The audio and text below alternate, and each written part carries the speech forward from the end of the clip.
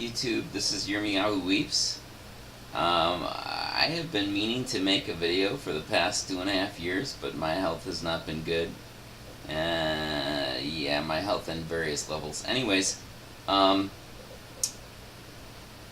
like making videos where I can face the camera, but my computer broke down that I was using for that, so I can't do that either.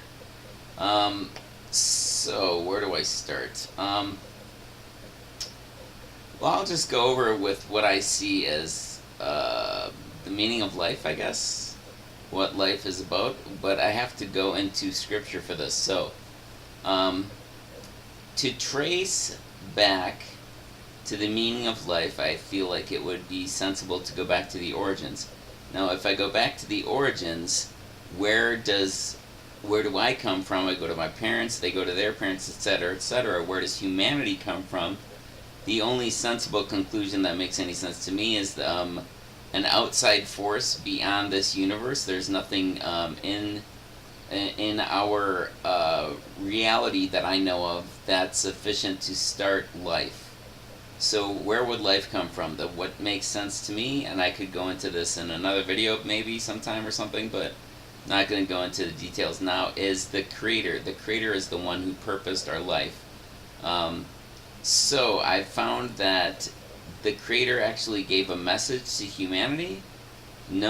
People call it the Bible or the Scriptures, although I think most of them have been badly translated to varying levels and degrees. So the Creator, and His name in Hebrew, His name would be composed of the letters Yod, He, Vav, He. And people are trying to understand and how to pronounce it. Various people are. My best understanding of how it would be pronounced is Yovah, Yehovah, or Yovah, truncated. But regardless of how it's actually pronounced, its meaning would be He exists. He's the existent one, the self-existent one. He exists independent of anyone or anything else. So He's not dependent on anyone or anything else to exist. Like I myself, if I don't have air, I'm going to die. So my existence is highly dependent. All of creation, its existence is dependent on the Creator Himself.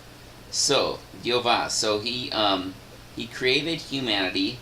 He had a plan in place where He wanted humanity to know Him and experience Him and be united with Him. In order for that to happen, humanity would have to grow. They would have to grow from the state of immaturity, like when, say a baby, before they learn anything, they don't know anything because they haven't learned anything yet. Once they start learning and growing and experiencing things, then they start learning and knowing and understanding. So that's what He wanted for humanity. But in order for that to happen, there had to be contrast. There had to be division between light and dark, between water and land, between various things, but also what people call the tree of the knowledge of good and evil, and my understanding would best be said to be the tree of the experienced knowledge of function and dysfunction. Things working right and things not working right. Things working right and things breaking down or deteriorating. So, and in order for humanity to start experiencing that, He gave them the instruction, don't eat from this tree. Now, He purposed for them to eat from the tree. He purposed for them to disobey the instruction, and that way they would start experiencing that contrast. And that has been going on for all of human history. As humanity's born, they experience the contrast and they start learning and growing. Of course, you grow throughout your life physically and mentally to whatever degree, but you're also growing spiritually because you're experiencing that contrast, and that's helping you know, you will know and understand the Creator because you're experiencing that contrast. So He has humanity born. I'm not going to go through all of biblical history, but eventually, He tells humanity after they violate His instruction, He says, I'm paraphrasing, but He says that He's going to they're going to produce their own Redeemer. they're going to give birth to their own Redeemer. It's going to come from themselves. So their redemption, they're going to produce their own. He's going to produce their redemption through them. So they're going to partake in bringing forth their own redemption. So of course he doesn't do that with like their first children. It's going to be their progeny, their offspring down the road. So he, eventually humanity goes. They're experiencing the contrast a lot. They're getting into all sorts of nasty, not good stuff. He has the flood wipe out most of humanity because they were contaminated, I think. And he saves a small family, Noach, which means rest or comfort, and his sons and wife and their wives. So it's basically like 6-8 people. I think it's 8. So they start out the new humanity. Then, not too long down the road from them, he gets a man named Avraham, commonly known as Abraham, and he says, "Follow me to this land. I'm going to bless you. I'm going to increase you mightily, even though you don't have any children now. You're going to be the father of many nations. I'm going to give you this land. I'm going to do all this good to you."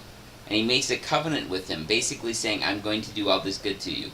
Not because of anything Abraham did. There's nothing recorded in Scripture about Abraham being a good person or not. It's just Yehovah chooses him and says, "You're going to be the progenitor of a lot of nations, many peoples, and all people on the earth are going to be blessed through you." So he just promises this man. So Abraham has offspring. His family increases. Eventually, they become like 12 tribes. He has 12 great grandchildren, I think, either grandchildren, great grandchildren. Anyways, one of his sons goes into Egypt, becomes a prisoner, reveals things to the Pharaoh there, who promotes him, becomes second in command over all Egypt. So he gets his family to come to Egypt because there was like famine and stuff. So Joseph, his family comes. They prosper in Egypt. The Israelites increase. They become large group of people. A Pharaoh comes along that doesn't know Joseph, and he gets freaked out because of the Israelites. So they enslave the Israelites for a number of years.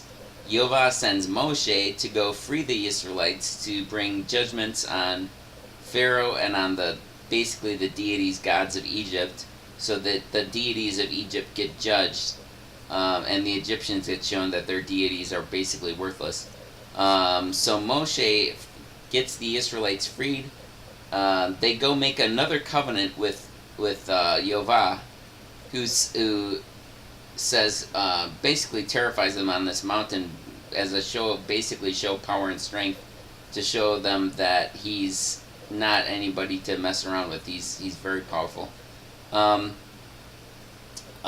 paraphrasing, but so he makes a covenant with them, and they say, "Whatever you tell us, we will do. Just don't terrify us anymore."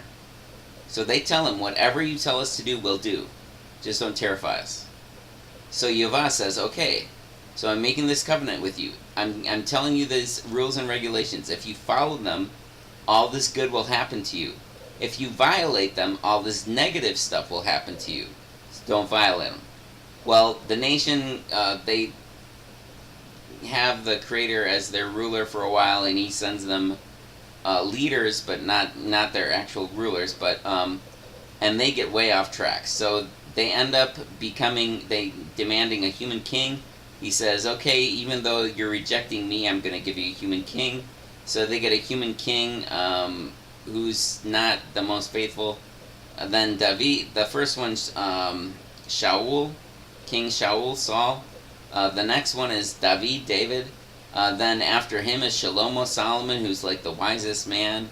And then his kingdom basically gets split into two, Yisrael and Yehuda or Judah. And Yehuda or Judah is more faithful for a while, and Yisrael goes into idolatry, and so Yehovah, since that was something Yehovah told him not to do, they get cast out. Then Yisrael eventually, Yehuda eventually gets cast out too because of being unfaithful. So they both basically both nations go into exile because they've been unfaithful to the covenant. So eventually, Yoshua comes, who is the embodiment of Yovah and the embodiment of his ways and his instructions. He's known as the word of Yovah, the message of Yovah, the living Torah, Torah meaning instructions.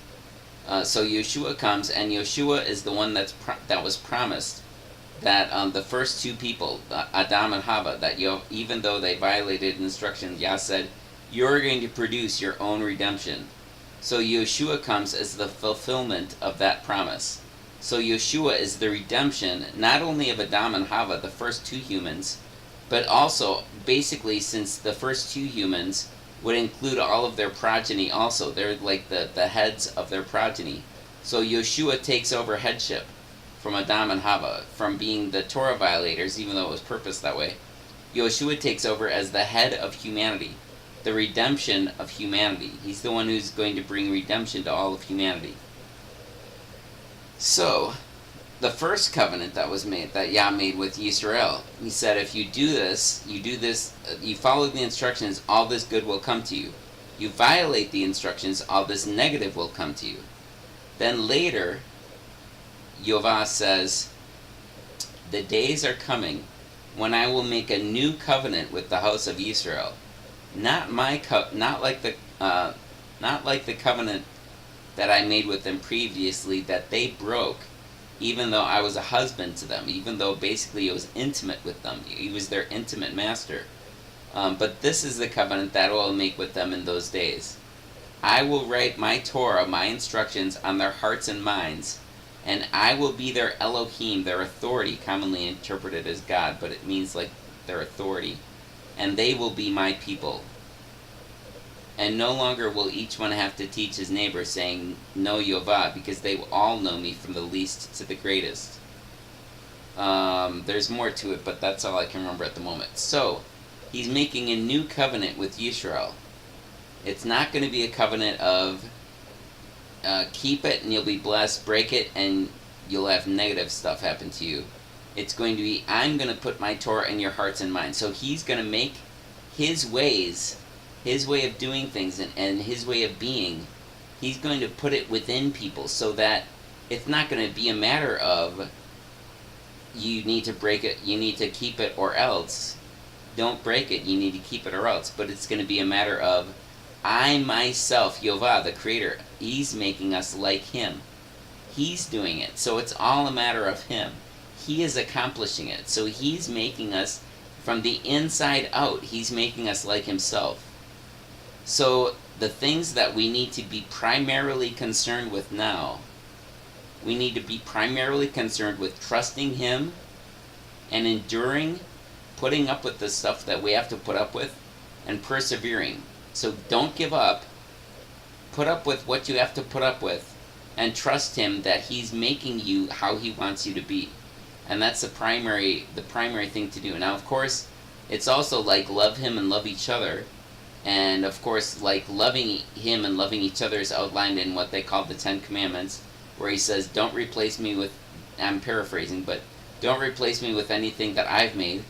Don't replace me with anything that you've made. Don't obliterate my name or character. Don't misrepresent me. Don't say that I'm who I'm not. Remember my special day, our anniversary, basically, the Shabbat, which is determined by the moon. It's 4 times a month, every 7 days, according to the moon, according to the cycle of the moon, the month. That's where the word month comes from, is moon, having to do with the moon. And he says, honor your parents, and he's ultimately our parents. He's ultimately both our father and our mother, so it would apply honoring him and also honoring your human parents. And then don't murder, don't commit adultery, which is basically being intimate with another man's wife or a woman's husband, or being unfaithful to your own husband or wife by being intimate with somebody else when you're supposed to share that intimacy only with your husband or wife. Don't steal. don't obliterate someone else's character. Don't lie about somebody else. Don't slander somebody, and don't long to possess something of somebody else. So that covet, it's don't desire something of someone else's. Don't long for their house or wife or possessions or anything like that. So that's love. Is basically it's doing right by the Creator and doing right by each other, and how that is accomplished in us. How we end up like that is by Him changing us inside out. So and that's He's doing that because Yeshua is now our leader. Yeshua's the ruler. Trying to think if there's anything else I want to add to that. Yeah, so really the main things we need to do is trust Yah, that He is making us how He wants us to be, and to endure, because He's going to bring us through difficulty and afflictions and suffering and hardships. So we're going to have to put up with that. We're going to have to deal with that. But He's not doing it. Nothing is wasted. Nothing is a fluke. He has a purpose in everything that happens in your life, everything that goes on. You're not a mistake. Nothing is a mistake, because the Creator is in control of everything, and everything is ultimately for your good. It may not look like it or feel like it or seem like it, and it may really stink in the short term, but in the ultimate long term, it's all working for your benefit. Everything, because the Creator is who He is. Everything is working for your benefit, because the Creator loves you. He knows you better than you know yourself, and this applies to everybody. And He loves you passionately, more passionately than you can imagine, more passionately than anybody here on earth, that's for sure. But He loves you, and He's good. He's better than good, if that's possible. And He's love, so He loves you very, very much. You are the humanity, us, you, me, humanity is the pinnacle of His creation. It's the very best of His creation. We're His pride and joy. He loves us so much. So everything is working for our benefit, even the stuff that seems difficult. This life is the reality of contrast, where we have to deal with difficulty. The best is yet to come. The good that we long for, that we're actually made for, I believe, is coming. It's going to be after this life. We have to put up with what we have to put up with this in this life. If we're able to enjoy good, if you're able to enjoy good stuff in this life, great. But know that any difficulty that you have to go through is actually working for your benefit. Yeah, I think that's all I want to say for now. I am trying to, like I said, I've been meaning to make another video for the past 2.5 years, but my health has not been good, and I've had struggles. So, I've just been able to motivate myself to do it. So anyways, thank you very much for listening and watching. I hope you have a very good day, night, evening, morning, whenever you watch this. And please be encouraged. Know that nothing is an accident. The Creator, who loves you more than you can imagine, is in control of everything. You have a very good destiny coming, and everything will work out for the best in the end. Nothing is wasted. It's not a fluke. Evil serves good. Evil is in control of the Creator. The Creator is in control of evil. I almost got that mixed up. And He's using it for the benefit of the children who He loves so much, which is me and you and everybody else. So, thank you. Have a very good day, night, evening, morning, whatever. And shalom, which means peaceful wholeness and goodness to you. And au revoir, shalom, bon voyage.